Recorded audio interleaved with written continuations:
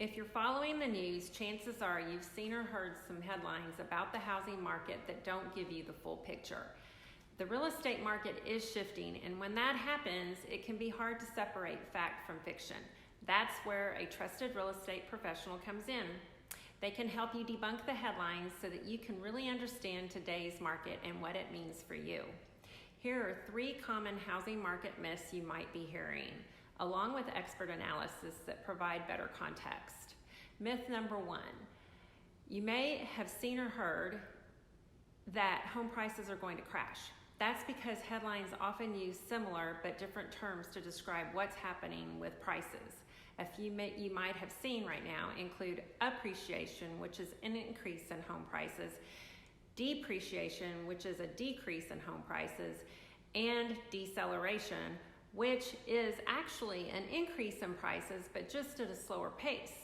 The fact is, experts are not calling for decreases in prices. Instead, they forecast that home prices will continue to rise and won't fall. Selma Hepp, Deputy Chief Economist at CoreLogic, explains, higher mortgage rates coupled with more inventory will lead to slower home price growth, but unlikely declines in home prices.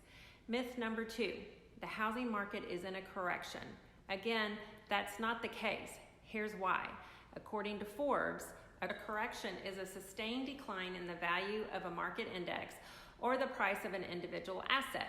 A correction is generally agreed to be a 10 to 20% drop in value from a recent peak. As mentioned above, home prices are still increasing, and experts project that they will continue just at a slower pace.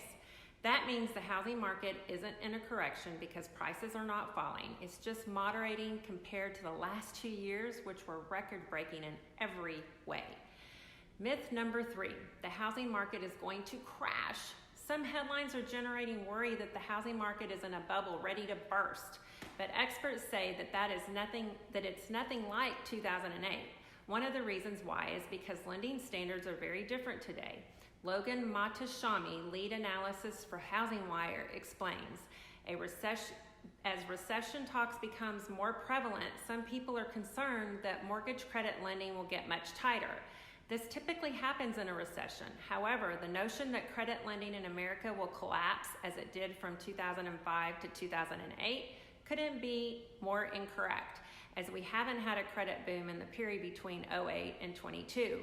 During the last housing bubble, it was much easier to get a mortgage than it is today. Since then, lending standards have tightened significantly, and purchasers who acquired a mortgage over the last decade are much more qualified than they were in the years leading up to the crash.